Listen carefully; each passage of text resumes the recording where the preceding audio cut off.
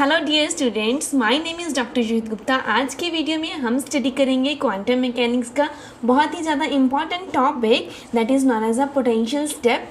Means जिसमें कि हमारे पास जो पार्टिकल की एनर्जी होगी वो हमारे बैरियर की एनर्जी से, बैरियर की पोटेंशियल एनर्जी से काफ़ी ज़्यादा होगी। सो without wasting any time, let's start our video. And now let us understand कि पार्टिकल जो है वो किस तरह बिहेव करेगा जब हम पोटेंशियल स्टेप की बात करेंगे। मीन्स जब हमारे पास पार्टिकल की एनर्जी जो है वो पोटेंशियल बैरियर की हाइट से ज़्यादा होगी। अब देखो यहाँ पे हमने एक डायग्राम में पोटेंशियल स्टेप जो है वो शो किया हुआ है, that is at x is equals to 0। हमने इसे दो पार्ट्स में डिवाइड किया है, that is one region is first region is region 1, second is the region 2। And now in this first reason we will consider the potential energy is found to be equals to 0, and in this case we will taken a potential its value is v naught। इस potential की value होने के कारण ही इसे step potential बोला जाता है। now in the first reason particle की जो energy होगी वो जो energy है जो step potential barrier की height से काफ़ी ज़्यादा होगी। तो हमने यहाँ पे जो पोटेंशियल डिफाइन किया है वो दो तरीके से डिफाइन किया है। इन द रीजन 1 हमारे पास पोटेंशियल की वैल्यू 0 रहेगी, and in the region 2 we will take the potential की value v naught. Now let us understand its classical view point. Classically हमें क्या लग रहा है कि इन दिस रीजन हमारे पास पोटेंशियल की वैल्यू क्या डिफाइन की है हमने 0, मतलब पोटेंशियल की वैल्यू 0 है, मतलब पार्टिकल इस रीजन में फ्रीली मूव कर सकता है। लेकिन जब आता है at x is equals to of 0, मतलब इसकी बाउंड्री कंडीशन आती है, तब क्या होता है उसे एक फोर्स फील्ड जो है वो एक्सपीरियंस होना शुरू हो जाता है, बिकॉज वहाँ पे हमारे पास पोटेंशियल की वैल्यू जो है v नॉट गिवन है, एंड वहाँ पे उसे एक फोर्स एक्सपीरियंस होगा which is minus of dv divided by of dx के इक्वल होगा, एंड जो कि नेगेटिव फॉर्म में होगा तो उसे एक रिटार्डिंग फोर्स जो है वो देखने को मिलेगी, and its velocity decrease and it would not be reflected at x is equals to 0। At x is equals to 0 पे वो रिफ्लेक्ट नहीं होगा।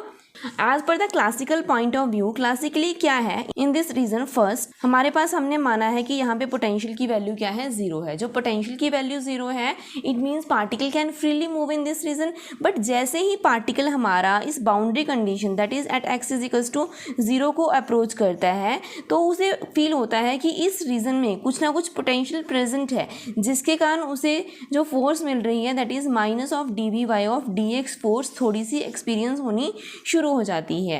क्योंकि हमने जो पार्टिकल की एनर्जी डिफाइन की है वो इस पोटेंशियल बैरियर से काफ़ी ज़्यादा है, जिसके कारण जो हमारा पार्टिकल है तो at x is equals to 0 पे हमारा जो पार्टिकल है वो रिफ्लेक्शन नहीं शो करेगा, क्योंकि पार्टिकल के पास एनफ एनर्जी है कि वो x इज इक्वल्स टू 0 वाली वॉल को क्रॉस कर पाए, एंड पूरे का पूरा जो पार्टिकल होगा यहाँ पे ट्रांसमिट हो जाएगा। बट क्वांटम मैकेनिकली ऐसा नहीं है।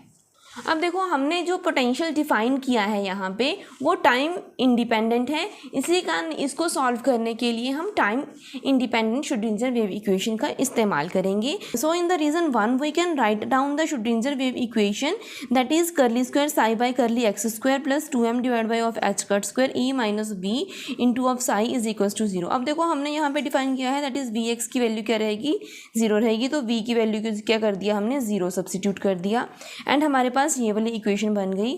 2me divide by h cut square को हम k1 स्क्वायर का नाम दे लेंगे। So the equation becomes curly square psi by curly x square plus k1 square into of psi is equals to 0। अब हमें पता है कि ये हमारे पास सेकेंड ऑर्डर डिफरेंशियल इक्वेशन है, एंड इसका जो सोल्यूशन आएगा that will be a into exponential of iota k1 of x plus b into exponential of minus of iota into k1 of x। अब देखो इसी श्रोडिंगर वेव इक्वेशन को हम लगाएंगे इन द सेकेंड रीजन। यहाँ पे हमारे पास पोटेंशियल की वैल्यू हमने डिफाइन की है that is equal to v naught. तो यहाँ पे हमने v is equals to v naught रख दिया, तो यहाँ पे जो वैल्यू हम 0 रख रहे थे वहाँ पे वैल्यू क्या आ जाएगी v नॉट रख देंगे। एंड हमने ये भी डिफाइन किया है कि जो पार्टिकल की एनर्जी है वो हमारी पोटेंशियल बैरियर की हाइट से ज़्यादा होगी। सो हम इसे greater than that of v not, मतलब इस टर्म को ही कंसीडर करेंगे।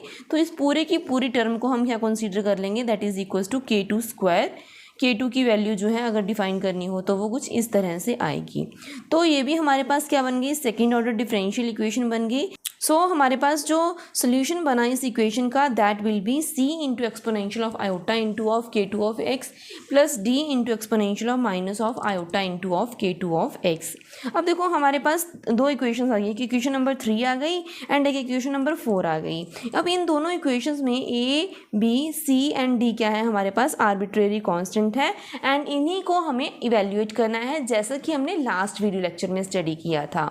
अब देखो हमारे पास इन द रीजन 2, अगर रीज़न 2 की बात करें, मतलब यहाँ पे हमारे पास वेव फंक्शन की वैल्यू जो है psi2 रहेगी। अब देखो यहाँ पे अगर हमारे पास पार्टिकल पहुँच जाता है लेकिन उसके बाद उसे रिफ्लेक्ट करने के लिए कुछ नहीं मिल रहा, यहाँ पे कोई भी रिफ्लेक्शन नहीं होगी।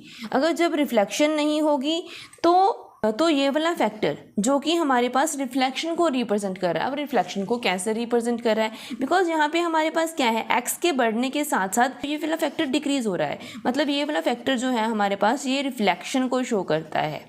ठीक है, अब रिफ्लेक्ट करने का तो कुछ है ही नहीं, सो ये वाला फैक्टर, इस वाले फैक्टर को हम क्या कर देंगे, 0 कर देंगे एंड psi2 की वैल्यू क्या रह जाएगी, c into exponential of iota into k2 of x and इसे हम इक्वेशन नंबर 5 दे लेंगे। अब बात आती है कि हमने फाइंड आउट करना है a की वैल्यू, b की वैल्यू एंड c की वैल्यू। इन वैल्यूज़ को फाइंड आउट करने के लिए हम लगाएंगे यहाँ पे हमारी बाउंड्री कंडीशंस। तो जो पहली बाउंड्री कंडीशन हमारे पास रहेगी that psi must be finite and continuous at x is equal to 0। हमारे पास जो वेव फंक्शन है वो फाइनाइट होना चाहिए एंड कंटिन्यूज होना चाहिए at x is equal to 0। तो हम क्या कर देंगे, psi1 is equal to psi2 at x is equal to of 0 को डिफाइन कर देंगे। तो यहाँ से हमारे पास इक्वेशन नंबर 3 को यूज़ करेंगे एंड इक्वेशन नंबर 5 को यूज़ करेंगे। So we will get by putting the value of x is equal to 0 it will become a plus b is equal to c। चाहे आप यहाँ पे सब्सिट्यूट करके देख लें, यहाँ पे x की 0 सब्सिट्यूट करेंगे, यहाँ पे भी x को 0 सब्सिट्यूट कर देंगे, तो ये वाला factor exponential raise to power 0 हो जाएगा, ये भी एक्सपोनेंशियल रेज़ टू पावर 0 हो जाएगा, मतलब इसकी वैल्यू 1 बन जाएगी, इसकी वैल्यू भी 1 बन जाएगी। तो यहाँ पे हमारे पास क्या बन जाएगा, a प्लस और b। एंड अगर इस इक्वेशन में देखें x की वैल्यू अगर 0 सब्सिट्यूट करते हैं तो psi2 की वैल्यू क्या बन जाएगी, इज इक्वल टू c। तो यहाँ पे हमारे पास ये इक्वेशन बन गई a plus b is equal to that of c। Now second हमारे पास जो बाउंड्री कंडीशन होती है कि अगर हम उसका डेरिवेटिव लें तो वो भी हमारे पास कंटिन्यूस रहेगा at the boundary condition, that is at x is equal to 0। मतलब अगर हम curly psi1 by curly of x at x is equal to 0 देखें, that will be equal to curly psi2 at x is equal to of 0। दे दोनों क्या आएंगे, equal आएंगे। तो हम क्या करेंगे, इसका हम फर्स्ट ऑर्डर डेरिवेटिव ले लेंगे। तो फर्स्ट ऑर्डर जब हम इसका डेरिवेटिव लेंगे सो इट विल बिकम करली psi1 by curly of x, iota k1 बाहर आ जाएगा, a into exponential iota k1 of x plus यहाँ पे minus of iota k1 b into exponential of minus of iota k1 of x, ये बन जाएगा। And x की value 0 substitute करेंगे तो ये वाला फैक्टर 1 बन जाएगा, ये वाला फैक्टर भी हमारे पास 1 बन जाएगा। तो हमारे पास जो फैक्टर बनेगा that is iota into k1 a minus of b। Left hand side पे हमारे पास ये वाला एक्सप्रेशन बन गया एंड राइट हैंड साइड पे अगर हम करली psi2 by curly of x करेंगे तो ये बन जाएगा iota k2 c exponential of iota k2 into of x। And अगर x को 0 सब्सिट्यूट करेंगे तो ये बन जाएगा आयोटा k2 इंटू c। तो ये हमारे पास दोनों फैक्टर यहाँ पे बन गए, आयोटा के साथ आयोटा हमने क्या कर दिया, कैंसिल कर दिया। a माइनस b की वैल्यू क्या बन जाएगी, k2 by k1 into of c। तो ये हमारे पास एक और इक्वेशन बन जाएगी that is a minus b is equal to k2 by k1 into of c। अब इन दोनों इक्वेशन को एक बार ऐड कर देंगे और एक बार सब्ट्रैक्ट कर देंगे। जब ऐड करेंगे तो a की वैल्यू हमारे पास ये बन जाएगी, that will B c by 2 1 plus of k2 by k1। And जब हम सब्ट्रैक्ट कर देंगे तो b की वैल्यू हमारे पास ये बन जाएगी, that will be c2 1 minus k2 divide by of k1।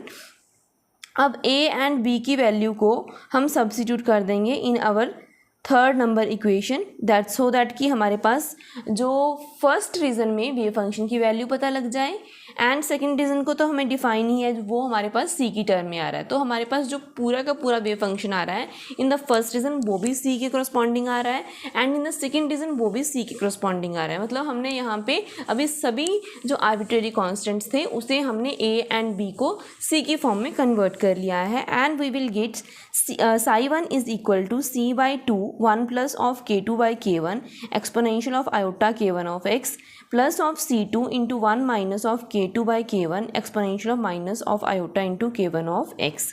ठीक है, अब देखो जो हमारा फर्स्ट रीज़न है, फर्स्ट रीज़न में हमारे पास दोनों तरह की बीम हमें मिल रही है, इंसिडेंट भी मिल रही है एंड रिफ्लेक्टेड भी मिल रही है। रिफ्लेक्टेड में हमने पहले ही डिफाइन किया था कि जब हमारे पास एक्सपोनेंशियल का नेगेटिव टर्म आएगा that will represent the reflection, that will represent the reflected wave form, and जो पॉजिटिव रहेगा तो वो हमारे पास इंसिडेंट रहेगा। तो इसे हम क्या कर लेंगे, so this is the incident wave, this part is the incident and this part is shows the, and this part shows the reflected beam, and जो हमारे पास साई टू रीजन में हमारे पास वेव फंक्शन मिल रहा है वो रिप्रेजेंट करेगा हमारे ट्रांसमिटेड वेव को। तो ये वाला हमारे पास ट्रांसमिटेड वेव को रिप्रेजेंट कर रहा है। अब देखो, अब हमें वेव फंक्शन पता लग गया कि इंसिडेंट की वैल्यू कितनी है, रिफ्लेक्टेड की वैल्यू कितनी है एंड ट्रांसमिटेड की वैल्यू कितनी है। अब इनसे हम क्या कर सकते हैं, इनसे हम कैलकुलेट कर सकते हैं हमारा reflection coefficient and transmission coefficient, जिससे हमें पता लग जाएगा कि हमारी जो वेव है वो क्वांटम मैकेनिकली कितनी रिफ्लेक्ट हो रही है और कितनी ट्रांसमिट हो रही है। एंड रिफ्लेक्शन कोफिशिएंट हमने ऑलरेडी डिफाइन किया हुआ था, that is equal to the ratio of reflected probability density current to the incident probability current density. तो जब भी हमने probability current density find out करनी होती है तो हम साई स्टार इंटू साई कर देते हैं। न्यूमिनेटर में हमारे पास आएगा रिफ्लेक्टेड के लिए एंड डिनोमिनेटर में आएगा यहाँ पे इंसिडेंट के लिए। ठीक है, तो थोड़ा सा यहाँ पे मिस्टेक करके लिखा हुआ है।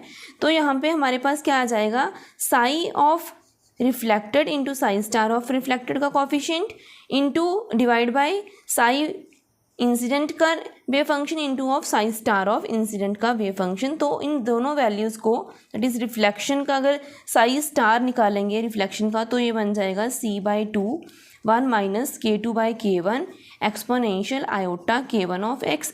एंड अगर हम साई इंसिडेंट का स्टार फाइंड आउट करेंगे, मतलब इसका कॉन्जुगेट फाइंड आउट करेंगे, तो ये बन जाएगा c/2 1 plus k2 by k1 exponential of minus iota into k1 of x। अब इन सभी वैल्यूज़ को हम क्या कर देंगे, यहाँ पे सब्सिट्यूट कर देंगे एंड c/2 के साथ c/2 कैंसिल हो जाएगा, यहाँ पे भी c/2 के साथ c/2 कैंसिल हो जाएगा, एक्सपोनेंशियल माइनस आयोटा k1x के साथ exponential of plus iota k1 of x, because यहाँ पे ये क्या है, इसका कॉन्जुगेट है, तो दोनों आपस में E exponential of theta and exponential of minus of theta E raise to power 0 बन जाएगा, that will be equal to 1। Similarly in the case of denominator ये भी हमारे पास 1 बन जाएगा। तो हमारे पास जो टर्म्स बच जाएंगी that will B 1 minus of k2 by k1 का square divide by k1 plus k2 by k1 का स्क्वायर। एंड जब हम इसको थोड़ा सा और इलेबोरेट करके देखें, so it will be k1 minus k2 का whole square divide by k1 square, and ये बन जाएगा, ये ऊपर चला जाएगा, so it will be k1 square divide by k1 plus of k2 का होल स्क्वायर। k1 स्क्वायर के साथ k1 स्क्वायर कैंसिल आउट हो जाएगा and we will get k1 minus k2 का whole square divide by k1 plus of k2 का whole square. तो इस तरह हमारे पास रिफ्लेक्शन कोफिशिएंट की वैल्यू यहाँ पे क्या आ रहा है, 1 नहीं आ रही। मतलब ऐसा नहीं है कि जो हमारी वेव है वो रिफ्लेक्ट कर जाए कम्प्लीटली, मतलब ट्रांसमिट ही ना हो पाए, कुछ पार्ट जो है वो हमारा रिफ्लेक्ट कर रहा है, तो यहाँ से हमें दिख रहा है। नेक्स्ट है हमारा ट्रांसमिशन कोफिशिएंट, मतलब हमारे पास probability density that is in the transmitted divide by of incident. अब probability current density psi star of psi of transmitted divide by psi of incident and उसका कॉन्जुगेट। अब देखो जब हम बात करेंगे, अब देखो जब हमारे पास कोई भी बीम जब वो ट्रांसमिट कर जाती है एक रीज़न से दूसरे रीज़न में, जब वो ट्रांसमिट करती है तो उसकी वेलोसिटी की वैल्यू जो है वो चेंज हो जाती है। वेलोसिटी क्यों चेंज हो रही है, क्योंकि उसका जो वेव वेक्टर है वो चेंज हो रहा है।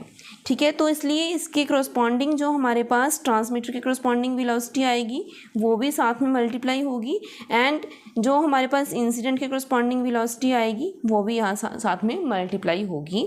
लेकिन इन the case of reflection, because reflection जो हो रही थी वो हमारी एक ही रीज़न में हो रही थी, that is in the first reason, ठीक है, वहाँ पे कुछ भी ट्रांसमिट नहीं हुआ, तो इसलिए हमने यहाँ पे वेलोसिटी की वैल्यू क्या रखी थी, सेम रखी थी, बिकॉज हम क्या फाइंड आउट कर रहे हैं, प्रोबेबिलिटी, डेंसिटी, करंट। तो यहाँ पे वेलोसिटी क्योंकि सेम थी इसलिए हमने उसको ज़्यादा इलाबोरेट नहीं किया। लेकिन यहाँ पे क्या होगा, क्योंकि वो ट्रांसमिट कर गई है बीम, ट्रांसमिट करने के बाद उसकी वेलोसिटी में चेंज आता है, तो उसे हम v2 के साथ रिप्रेजेंट कर देंगे, इंसिडेंट को v1 के साथ रिप्रेजेंट कर देंगे। अब Sai star of Sai transmitted की वैल्यू सब्स्टिट्यूट करेंगे, इंसिडेंट की वैल्यू सब्स्टिट्यूट करेंगे, and after evaluating all this things, ये कॉन्जुगेट के साथ ये ख़त्म हो जाएगा, ये इसके साथ ख़त्म हो जाएगा, एंड हमारे पास ये बच जाएगा सी स्क्वायर के साथ सी स्क्वायर कैंसिल हो जाएगा, ऊपर डिनोमिनेटर में v2 बच जाएगा, डिनोमिनेटर में v1 है, एंड ये 2 के साथ 2 मल्टीप्लाई हो जाएगा, ये हमारे पास 4 बन जाएगा, and it will be k1 plus k2 divide by of k1, and again यहाँ पे k1 प्लस ऑफ k2 का होल स्क्वायर बन जाएगा, k1 को स्क्वायर बन जाएगा। सो अगर हम इसको और इलाबोरेट करके लिखें तो ये बन जाएगा 4k1 square divide by k1 plus k2 का whole square v2 divide by of v1। अगर हम क्या करें, इन दोनों को m के साथ मल्टीप्लाई कर दें तो ये क्या बन जाएगा, momentum in the second region, this will be the momentum in the first region. ठीक है, इसे हम इस तरह लिख सकते हैं।